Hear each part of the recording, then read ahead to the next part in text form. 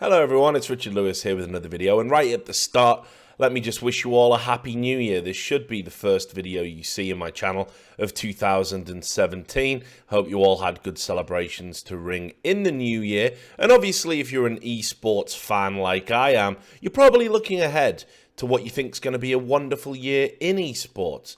Well, let me tell you, I've got my doubts that it's going to be a wonderful and productive and fruitful year in esports because there's lots of things going on which I believe are actually going to set us back, that are going to hamper our development, hinder our growth, and it's predicated on, of course, the old esports issue, and that is greed, and that is that people want to make money.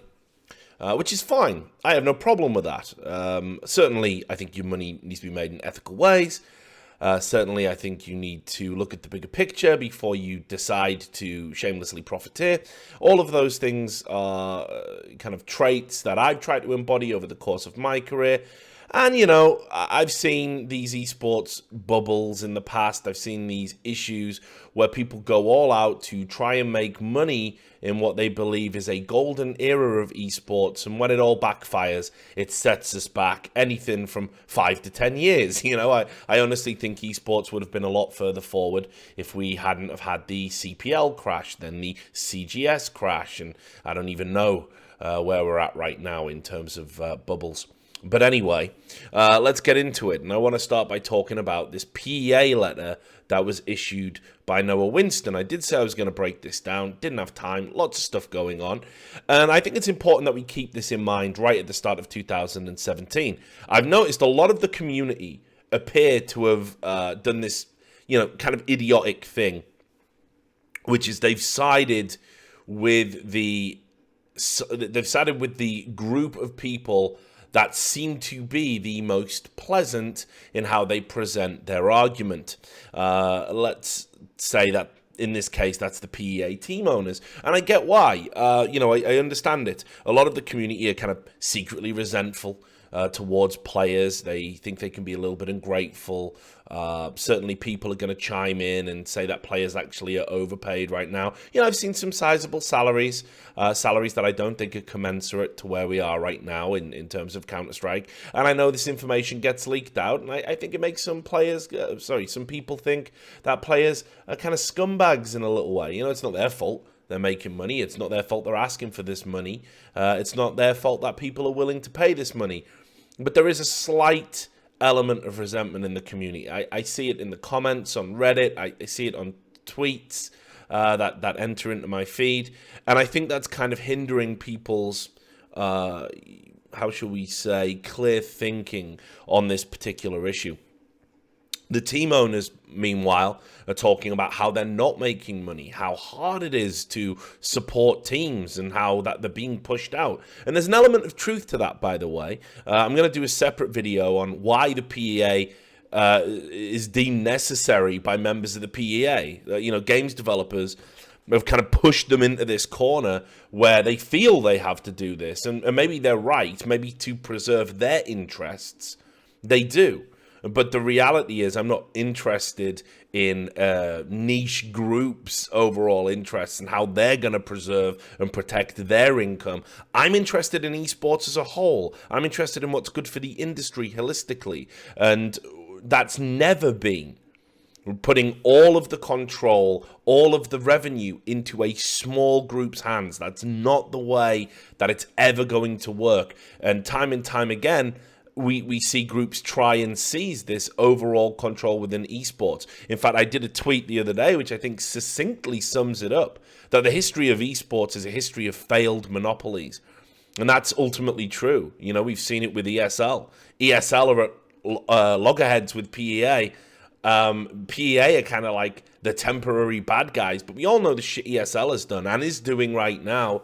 You know, it's a very complicated issue. And I think, right, again, I want to say this before we even start breaking down the letter. A lot of people seem to think that I've took a side. I never take a side on a permanent basis. My alliance, if you want to call it that, by nature has to be ephemeral. It has to be fleeting. I have to go and make the counter arguments for what I think is the best for esports overall, right? So right now, yeah, I'm completely against what PEA are trying to do. I'm certainly against what they're doing to players who don't want to fall in line. And I think they're being very disingenuous in how they're presenting what they're trying to achieve to the community, because they know that because of this player resentment, they know that because people obviously understand that if you don't have an org or a team to support, it's kind of very hard as a fan, right? Like they understand that they are essential to you. And also as well, players, unfortunately, they lack that polish when it comes to presenting their arguments. This is a reason why they needed a union with a spokesperson that wasn't a current player, in my opinion. I always thought that was essential. A lot of the stuff that you have to focus on to be a player precludes you from having a big picture awareness in other areas. It's not to say they're stupid. It's not to say they're idiots, although maybe that label does apply to some players, like it applies to, everybody in every walk of life. But the reality is that this is businessmen representing business interests against players all of a sudden trying to find themselves arguing about what's good for business. So you would certainly expect the businessmen, inept though some of them are, to win that argument, to make a more convincing argument when it comes to presenting it. And that brings me to Noah Winston's letter. Now let me tell you, the community love Noah Winston.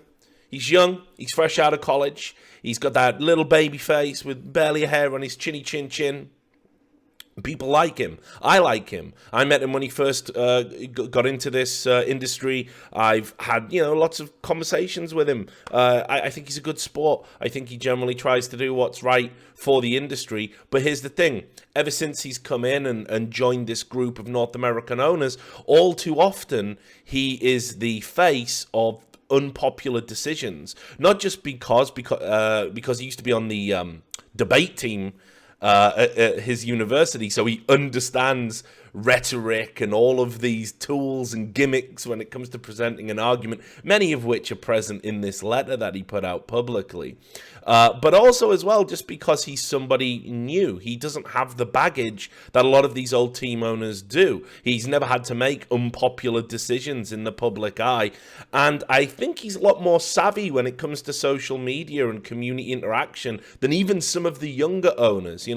I think of Reginald, who every time he interacts with the community, and I know he doesn't do it himself, I still think when he's left to his kind of own devices, some of it's pretty ill-advised, actually. Noah's rarely missed a beat when it comes to communicating stuff for Immortals, be it with the league team, be it with the acquisition of the Brazilian team, be it with roster changes. He's pretty good at that. So it makes sense to me that even though he's the one with the least tenure in the group, he's the one you push front and center to deliver these arguments in this letter. Now, this letter, as I saw it, honestly was, again, I looked at it and I thought it was a disingenuous piece of almost showmanship. It was a sales piece. It was to get you and any players that maybe hadn't signed this letter from Scoots on board with what the PEA were trying to achieve. They haven't told the whole truth in this letter, and they framed the argument kind of disingenuously. I'm going to break some of the points down for you so you can, see where I'm coming from. But understand, as I've said, this is a complicated issue. A lot of people thought after the Reggie video that I did, oh, you just hate Reginald, you just hate team owners. No, I think it's fair to say I dislike the way Reginald carries himself as a team owner. I dislike the way he's handled everything to do with Counter-Strike. But it's not that. I've had 2 or 3 Skype conversations with the guy. I don't know what he's like to meet in person or anything like that. So the idea that I hate him is patently ludicrous. He's actually never done anything to me personally. And again, while I dislike the way he treated Thorin in the past, and Monte Cristo, there's bad blood there that goes on a while, and that's not for me to really comment on. So anyway, the point I'm trying to make here is that, as you'll see from videos that come after this is an incredibly convoluted situation, and everybody's got a justification in their minds for behaving in the way they're behaving. So, considerately, very considerate of Noah. He starts off with a TLDR. I guess that's what you have to do these days if you want to present anything to a community that has a very, kind of a small attention span. So, point one. The intention of the PEA League is to create a better league for both American players and organizations. It is not an exclusive league. The teams will continue competing in non-PEA operated leagues and tournaments. So, to break this point down, first of all, the intention of the PEA League is to create a better league for both American players and organizations. I suppose that's not a lie. But what they're doing is they're saying that the way to create this better league is by having it owned completely in its entirety by team owners themselves, not by developers, not by third-party tournament organizers, that if they own it and run it, and they can get more share of the profits and cut out middlemen, it will be a better league. Now, there's absolutely no real reason to get on board with that line of thinking. Why, for example, would a league be better when inexperienced people are running it? Now, what's interesting is PGL have kind of been commissioned to handle elements of the league, most notably the broadcast, which gets us into this strange situation that Jason Katz and people like this are arguing about how they want an American league and American jobs for American players. It's very Trump-esque, actually. You know, they want to make American esports great again by putting American esports in the hands of American organizations and American staff. Yet they want it to be taken away from ESL, who of course bought ESEA and built studio in Burbank and everything else, so they could have more presence in North America. It all seems a bit strange. The argument doesn't really ring true, but whatever. But here's the thing. Why would first-time people running a league with a broadcast from studio that's based in Bucharest, why would this be a better league than anything that's out there? How do they define better? Better for the spectator? I mean, probably not. Better for the players that compete in it? Well, you're seeing resistance and pushback. What they mean is it's better for them. It's not better overall. And that's fine. I mean, again, they believe it's going to be better, so they can write that sentence without, without saying, hey, we're lying. We're not lying. That is the intention. It is not an exclusive league. And again, this is true. But what they really mean here is if other leagues are willing to pay us money and give us equity, we will allow our teams to compete in them. So basically, they're saying, hey, you can have our brand strength of the TSMs. I mean, not that that's a brand in CS by any stretch of the imagination, but obviously in League of Legends, they're a big brand, and I suppose Hearthstone as well, and certainly streaming. So what they're saying is, you can have our brands, play in your league, but we want to be compensated for it. And I thought it was interesting. Reginald told a bit of a porcupine. He said that, the fee, the appearance fee they negotiated for IEM was just for fan meet and greets and stuff. I don't know if there was some sort of wink, wink, nudge, nudge agreement they had to have in order for the money to get paid so it wouldn't upset everybody else.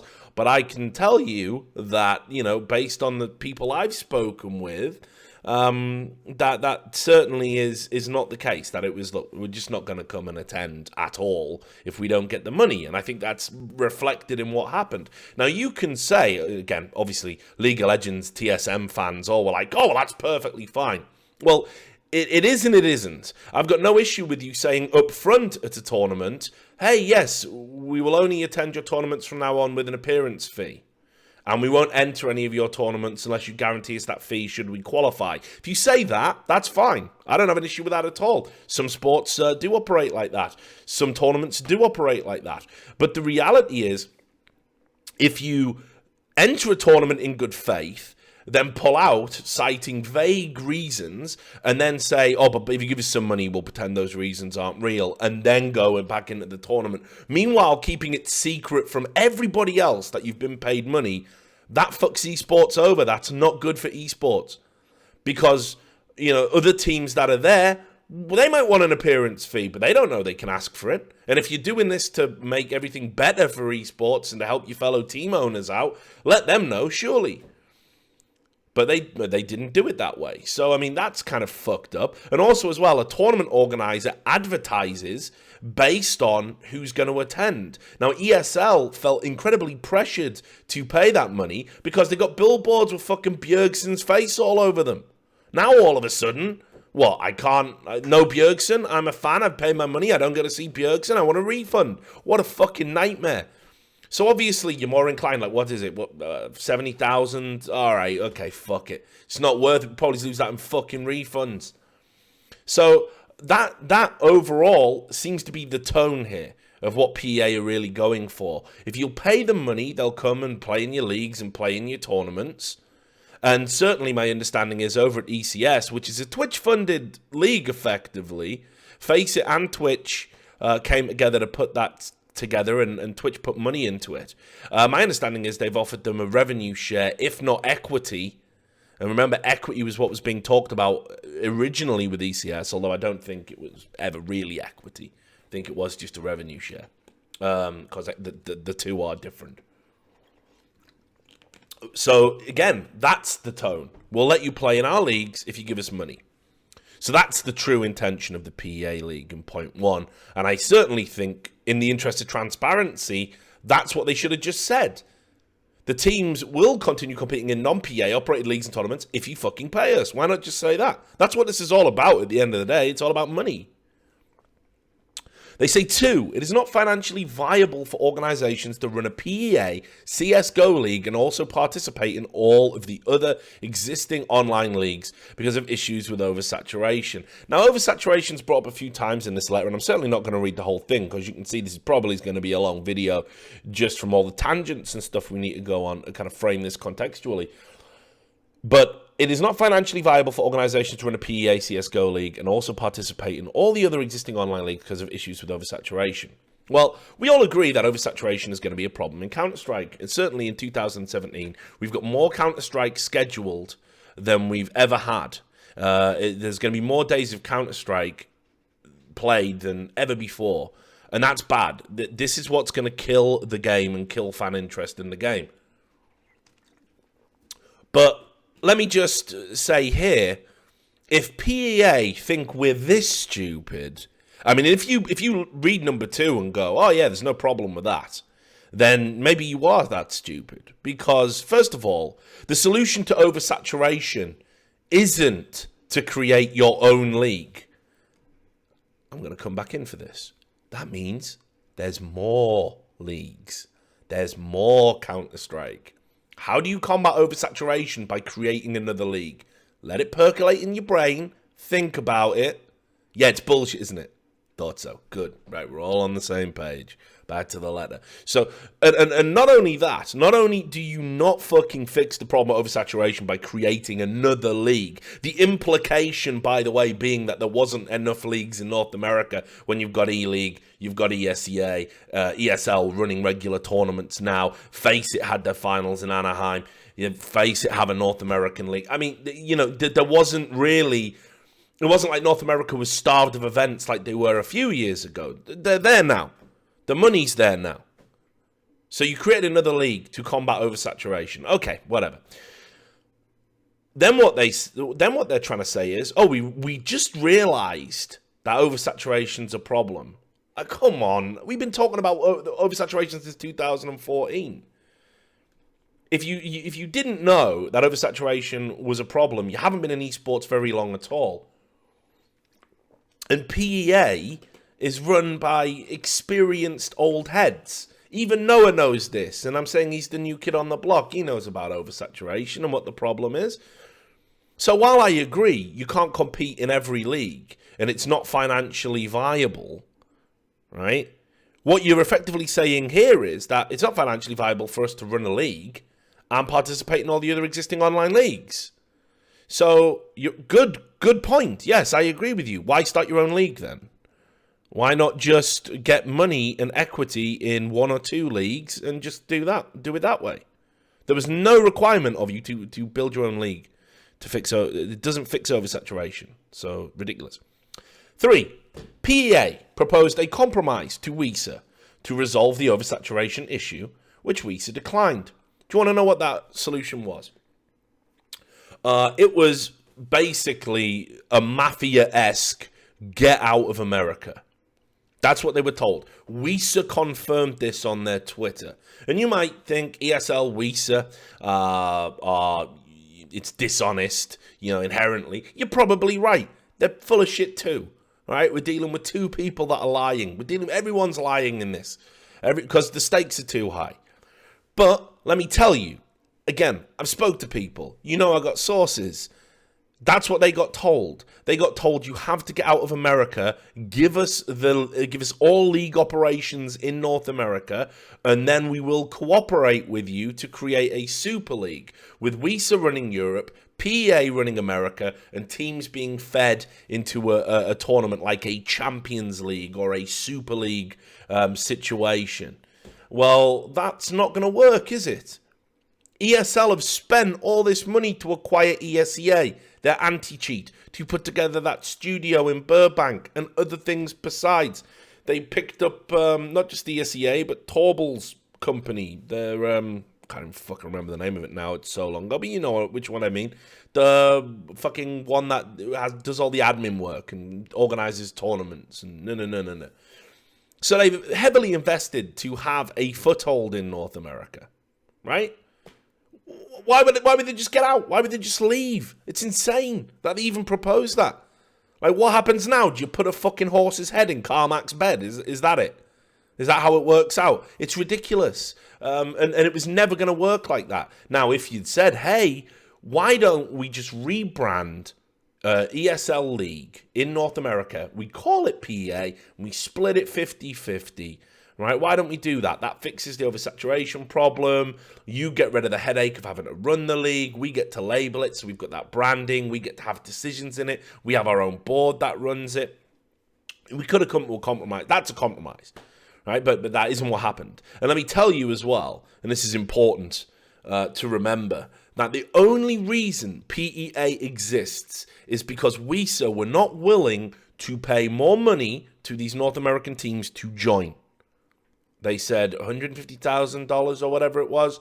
Nah, no thanks. We were thinking, more like $500,000 each. And they backed the fuck out and started this. So again, it's incredibly disingenuous to frame it this way, that there was a compromise. There was no compromise. The compromise was, we run North America, you run Europe. If you agree to that, maybe we'll throw you a bone now and then. Well, ESL aren't going to play that shit. 4. Though PEA organizations unambiguously have the contractual right to decide where their players compete, the organizations have decided to offer the players to participate in the PEA League or in the ESL Pro League North American division. Now, this is where it gets a bit murky for me, because they've done a terrible job of communicating what their true intentions are to the public. I mean, absolutely terrible. And I get messages from the guys all the time on PEA saying, hey, look, sit down. We'll explain it to you, Richard, so you can see that it's benign. And honestly, when I'm in the trenches like this, I try and stay away from people that can influence my honest interpretation of the situation. I don't want to be wined and dined by these people, even though I consider them friends. I don't want to hear it, because I want to be able to maintain that level of saying, you know what, this is unfair, or this is fair, or I got it wrong, or I got it right. I don't want any external influence in that sense. So the guys are offering to explain it better to me. Fuck explaining it to me. Explain it to your players and explain it to the community what this fucking means. Because when you say we've got the contractual right to decide where the players compete, sure, with every organization all around the world in the specific language in almost every esports contract I've said, by the way, so nobody's saying that's a problem. What people are saying is a problem is this next part. Is it compete in PEA or under one of the teams they're already in, or compete in ESL Pro League and not be in a team? Is that what you're saying? Because that's what some players seem to think you're saying. Some players seem to believe that you are telling them if you want to play in ESL, you can't be in our team and we'll just cut you loose. And buy to the salary and buy to everything else. That's what some players believe. Now, if that isn't the case, you really got to sit down with your boys and tell them. Right? And if it is the case, that's not a choice, is it? That's a fucking ultimatum. That's like me saying to you, oh, look, hey, I'll give you a choice. You can come work for me and I'll let you, keep your house and your whatever, right? Your car. But if you don't do it, I've actually got this clause here, which I can put you on the streets and impound that vehicle and sell it for myself. I don't know what the fuck contract you signed to get in that position, but you see the point. It's not a choice. Why would you make yourself effectively homeless and immobile, right? To not work with somebody. It would never happen like that. So in this situation here, terrible analogies notwithstanding, it's not a choice, is it? If that's the case, if you're saying to players, if you play in the ESL Pro League, you don't do it for us, then they don't have a choice. You've given them an ultimatum. Choose your livelihood or your principles. And we're going to get into why that's fucked up in a moment. But let's just assume. Let's assume that isn't the case. And you are legitimately saying to teams, you can totally play in ESL Pro League and represent us, and it's totally your choice. What the fuck are we talking about? What's the debate about? So that's why I know it's bullshit, because all the players were told it was going to be exclusive. It got leaked to journalists, to me, to everyone, that it was going to be exclusive, that you had to choose whether you played in ESL or PEA. And if you chose ESL, fuck you, you cannot be in a PEA team, which is every North American team worth their salt. What do you want to do? Go and play for fucking E United? Come on. You've got all the top talent. So, ridiculous. Either way you slice it. Point 5. Financially, the PEA League offers more money to NA players. The PEA League pays out a guaranteed minimum average of $81,250 per PEA team, which is prize money plus a minimum guaranteed profit share, compared to a guaranteed minimum average of $21,428.57 per NA team in the ESL Pro League. Which would increase to $49,857.14 per team if the NA teams took all of the 6 spots at the NA EU EPL LAN final. Now, okay, first up, numbers don't mean anything when there's no substance attached to them. And what do I mean by that? So this is one of the big issues that we've got in PEA. When you tell players to choose, and I'll get into this a bit more in depth when we hit the next point, but PEA haven't paid anyone shit. They haven't told anyone where the money's coming from. They haven't told anyone how long the guaranteed money's for. They haven't told anyone what a time frame for payment is. In fact, when it comes to the money, all they've done is say, this is the amount, this is the breakdown. Now, you enter into good faith when you compete in a league and compete in a tournament. And I think we've all been a little bit fatigued down the years of tournaments that announce huge prize funds, and we don't know who they are, and you go in and you play the tournament, and Kel fucking surprise, there's no fucking money. There's no pot of gold at the end of the rainbow. And you went to an event for fuck all, and you spend the rest of your time chasing and chasing and chasing. Now, this can happen to even established leagues. ESL have had problems with paying out prize money in the past. CPL, to this day, still owe, like, Team Dignitas fucking money. They're never getting it. It's never going to happen, right? So, what you're effectively asking of these teams is it's good faith. Hey, look, we are going to pay the players more money. Cool. How? And lots of players have said to me, we don't even know like where the money's coming from or whether it's guaranteed, and they expect us to choose PEA.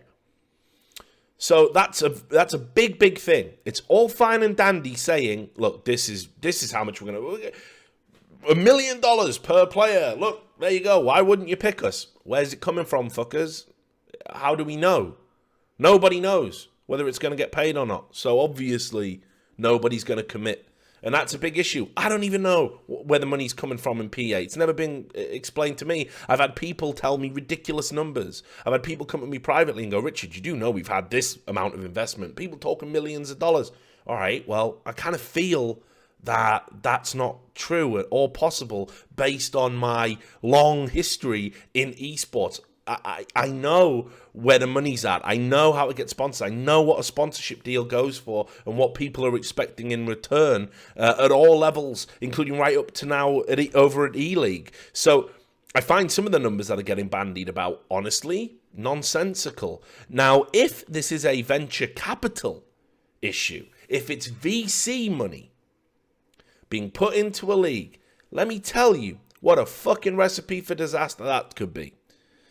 Because like any gimme money, gimme, by that I mean it's, you know, not coming from a natural revenue stream. It's not coming from ticket sales. It's not coming from company turnover and profit. It's coming from sponsors or people putting money in, you know, just for the goodwill. You know, I remember going back to Arbalest in 1.6, right? I'm talking, right, whenever this happens, it can dry up. It's not a long-term commitment, is it? Venture capital people put money in and they expect a return. Well, putting all that money in to have a exclusivity league, it's all well and good for 1 year. It's all well and good for 2 years, maybe. When do they get the return? How do they get the return? What are the plans? All of these things need to be out there in the fucking, you know, public domain. You don't need to be absolutely 100% with it, but we gotta have a vague fucking idea. And so far, all I've seen from PEA is fucking pie in the sky.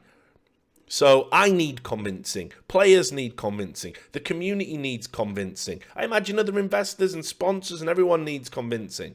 It sounds like this was cobbled together at the last minute, and they think that just through brand strength and getting a foothold, the money's going to click, the money's going to come. Well, that's really fucking bad. Because if you make all these promises and players commit and people go exclusive, and then you have to turn around at the end of a year and go, you know, we actually can't do it right now. We've had some shit fall through. You fucked people out of money. Not just the money you owe them, but the money they could have had competing in leagues that would pay out, that we know would pay out.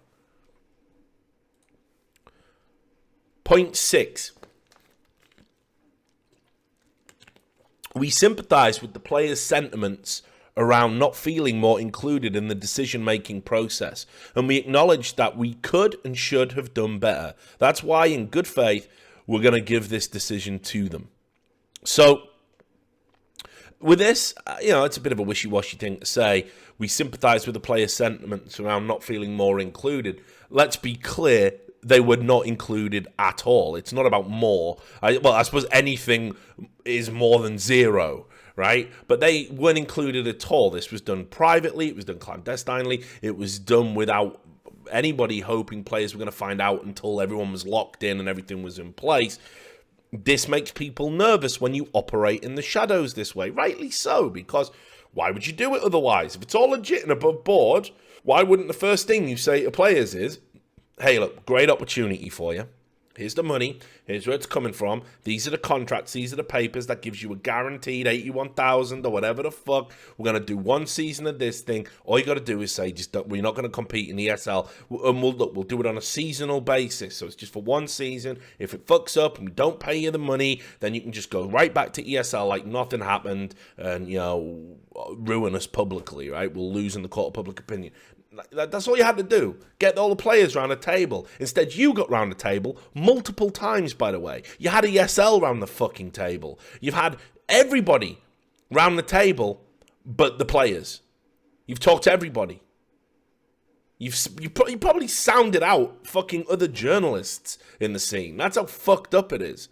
So, for players to be this, like, divorced from the fucking proceedings is a little bit fucked up, considering ultimately it's going to affect their livelihoods. And the big issue with the player pushback is they panicked.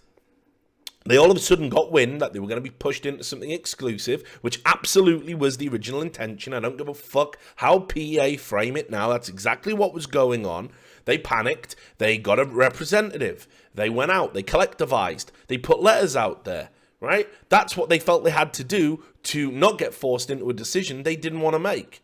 What a mess. But it's your mess. It's PEA's mess. It ain't the players' mess. They're doing what they think they have to do because you didn't communicate anything. So you can say, oh, we should have done better and included them more. You didn't want to, and you deliberately didn't because you wanted to get an edge on the proceedings. Because let's be clear. You can say to everybody, right, like, oh, well, you know, players can fuck off and play where they want.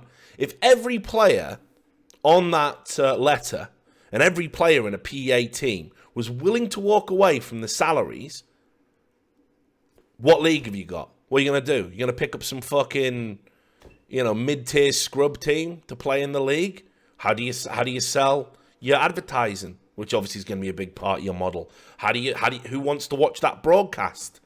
I mean, you would have fucked yourselves. So you got to compromise here. You're not holding all the cards. You can act like the fucking doorman at a fucking nightclub and say you're not coming in, but eventually the owner's going to fucking fire you guys because what good is an empty nightclub?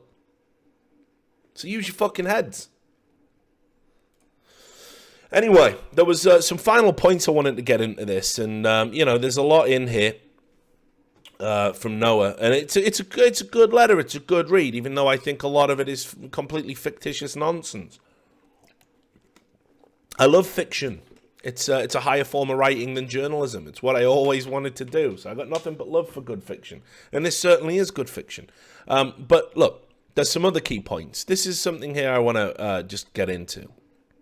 It says here, and this is what I mean when I say they framed the argument disingenuously, because they absolutely did. And I think even some people got carried away with this, and it's not true.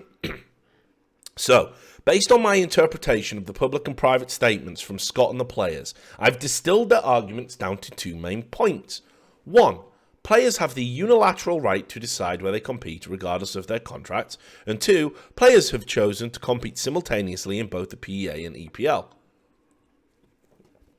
So let's talk about point one, okay? Point one. Players have the unilateral right to decide where they compete regardless of their contracts. I don't think anyone ever said that. And I certainly didn't say that. I believe players need to be involved in the choice. But I don't think their choice is the only choice that matters.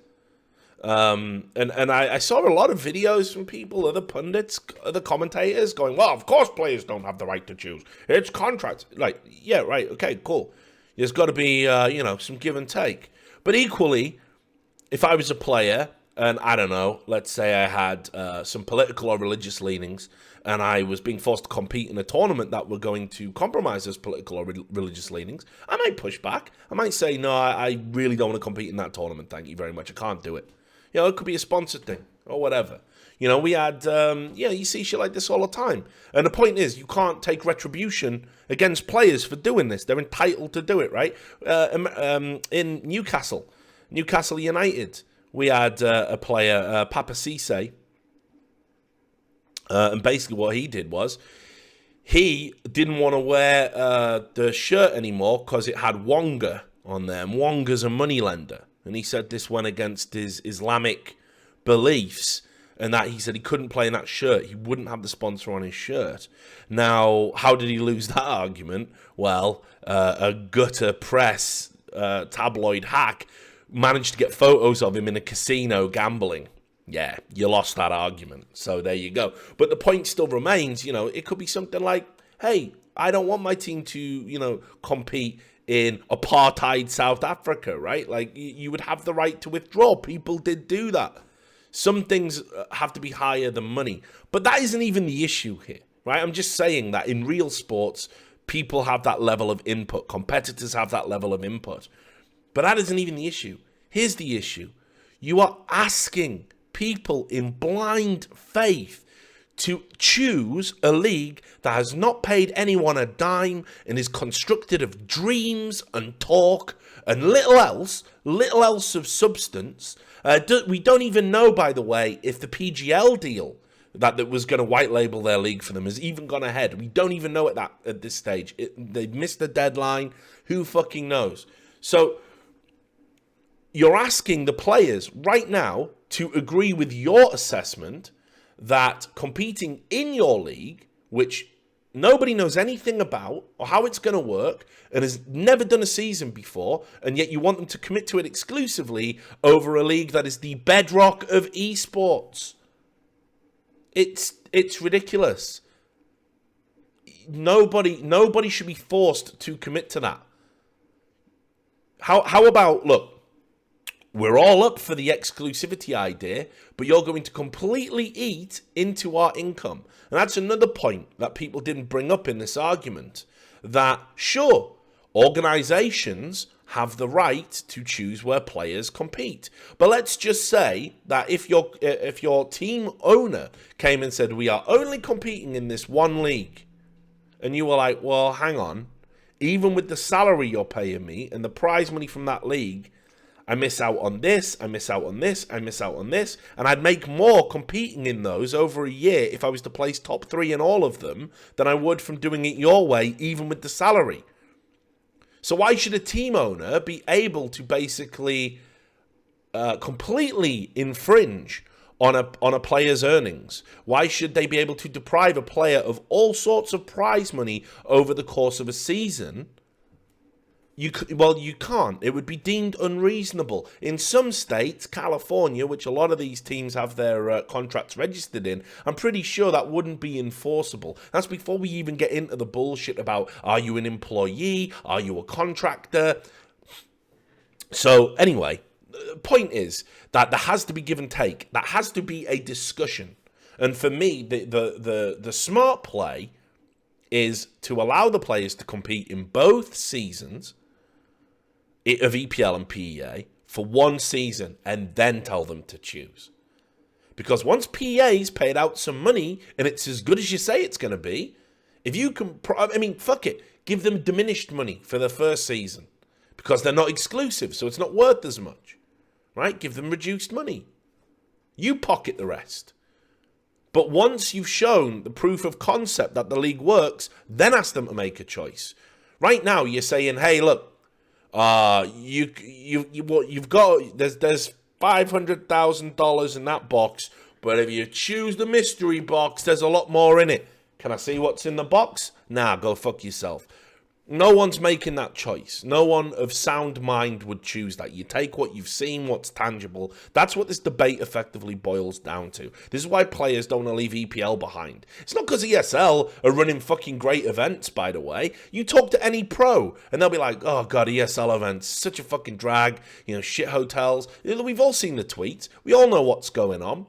They don't want to say goodbye to ESL, not because of ESL, but because it's guaranteed, proven money in their pocket year after year. And you are asking them to forego that for money that is just numbers on a piece of paper. It's an IOU at this point. So that's a ridiculous choice to make people choose. And that's what point number 2 really boils down to here. And that is that, they'd be perfectly happy to sign up to an exclusivity league that is going to guarantee them more money. Absolutely. But you can't prove it. You can't prove that you're going to do that. Not only that, there is, I think, a worry about brand strength for individual players. If you don't compete at ESL events, which get incredibly high viewing numbers, if you don't have your best performances, your best moments, your highlights, if you will, coming out of ESL events, then maybe people don't see them. Maybe people don't know how good you are because you're not competing in there. And that's another thing. And I would have thought Thorin, for example, would be on board with this. Maybe he is. We've not really talked about the issue yet. I think we're going to see each other in Vegas in a few days. So I'm definitely going to pick his brains about it. But, a lot of people have framed it that me and Duncan are opposite sides of the debate. I don't really think that's true. I think we're exploring different sides. And I think Duncan's deliberately chose to do that. Because he's seen the side I've already explored. And I think collectively, if you put it all together, we're probably going to cover all the bases. But you're effectively asking them to choose to play at a lower level of competition. That's what you're also asking of players. It's not just to have blind faith in you paying out the money. You're asking them to choose to play in a league that may not even have the Brazilian teams in it. So it would be only North American teams, and that's where they're going to compete for the bulk of their time. The one opportunity you would have to play something like an EPL, where all the best teams from the world are going to come together, or or an E-League. What's going to happen there? Who knows? Maybe they want to pull out of E-League as well. If you only play in this North American league against North American teams, people are always going to look at you that, well, you didn't compete against the best. And that's what true champions and true competitors want to do. So that's another point as to why players would rather play in EPL. It's not just about streaming numbers and being seen and being visual and growing your Twitter feeds and your social media outlet for future career opportunities, by the way. That's why it's essential you do that. If one of these teams ever drop you, where do you go next? If people are like, well, you were just competing in that fucking Bush League for 2 years. I don't know how good you are. I didn't see you do anything at ESL like this guy over here, this new kid. So fuck you. So these are all genuine concerns that haven't been explored at all in this letter or by PEA. The rest of the letter, and I'll scroll down just to show you that it exists. The rest of the letter is, a breakdown of the money, and this is, the PEA versus EPL economic comparison. But again, it's like I said, these are just numbers on a page. You'll notice there's a real absence of explanations. You talk a lot about oversaturation again and everything else. And this is season 1. So here we have it. And look, it looks great. It all looks above board. And you can see here as well, this is another key thing to consider. They say profit sharing will only apply to the PEA teams, not all 10 teams in the league. So that's another thing, that you could play in this league but actually get none of the benefits, but your players would probably have to commit to the same standards to get into the league. It all becomes a bit murky and a bit strange. So the one thing I'll end on, and this is something that is interesting, is here right at the end of the letter. And it says, players will receive health insurance coverage and financial planning assistance not provided to them by any other CSGO league. And I remember when I got told about PEA, I remember when I talked to some of the guys that were behind it, and they told me all about this, and they laid it all out for me, and I thought, yeah, this is all right, actually. This sounds good. Your players having benefits, like being treated like employees, well, that's awesome. But when you open the door to paying the benefits, other rights come with it. You can't just say, okay, well, you don't get employee rights on this, and this, but we will pay for you to have a filling. It doesn't work like that. If you're going to give them all the employee benefits, then they've got to also have some input as to control their destiny. And this is just the thing. Like, I think this bickering, I think these arguments that are happening publicly now between owners and players, and there's more going on privately. Certainly, there's more chess moves to be played in this. It's unseemly. Because ultimately, players should be allowed to unionize and mobilize and get a representative and do what's best for them, and never even necessarily talk to their owners about it. This happens as par for the course in regular sports. And I know that, and you should know that. So, and you can't take retribution. You can't give them reprisals for looking after their best interests. Do you think every time there's an NBA lockout because players want a bigger share of the revenue, than the owners are willing to pay? Do you think once it's all over and the handshakes are done, the NBA players go, right, well, fuck it, let's kick all them out now. Fuck them. Obviously you don't. You don't look to do it that way. Players have to be able to move, look after themselves. Team owners have to be able to do the same, and a compromise, the happy medium. Right now, PEA have pretty much said it's our way or the fucking highway. And that's not going to work for me. That's not going to work for the players. And it shouldn't work for you if you care about Counter-Strike. That's the key thing here. The greater good, right? This doesn't serve any greater good as I see it. It's great for them. Might even be better for the players long term. Who knows?